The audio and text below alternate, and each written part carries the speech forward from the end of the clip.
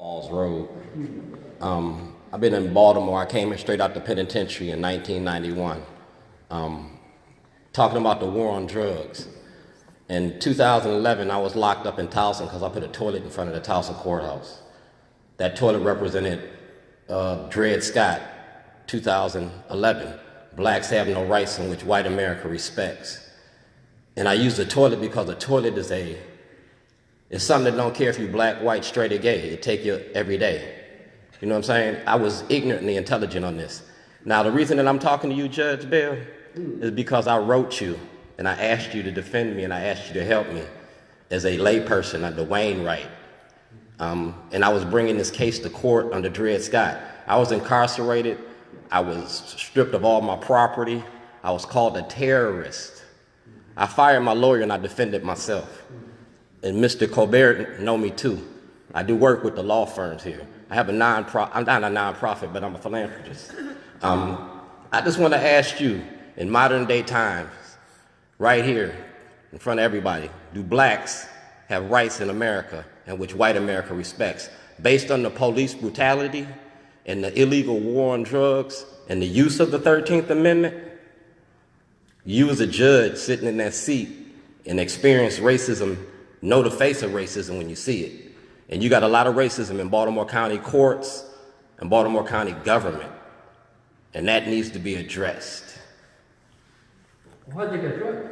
I think it should be addressed. And the answer to the first question, yes, black America does have rights that whites must respect. There are instances, too many of them, and particularly recently, too many of them, where it may not seem that that's the case, that whites are respected.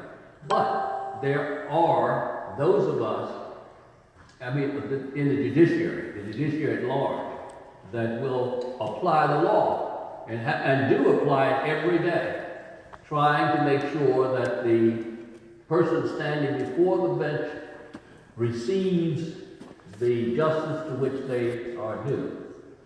What's that? That's Martin Luther King.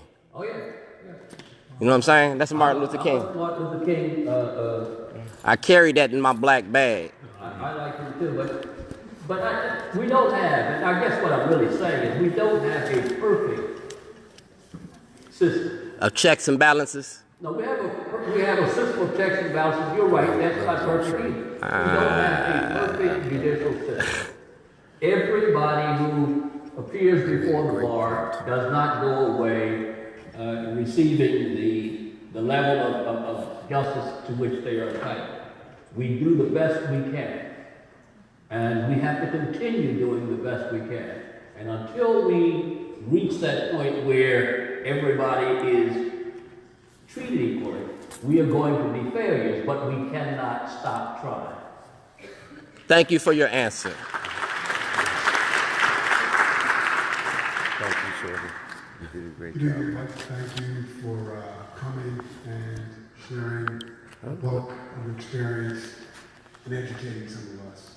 Mr. Luxembourg, initially I wanted to ask if you could, you touched on percentage race, but could you elaborate a little bit on Frederick Douglass and his not wanting to be a part of this case? And as a sidebar for Judge Bell, when this is over, I actually went to school with Ralph Northern, so we could take a sidebar and talk about that. You mean Big Ralph?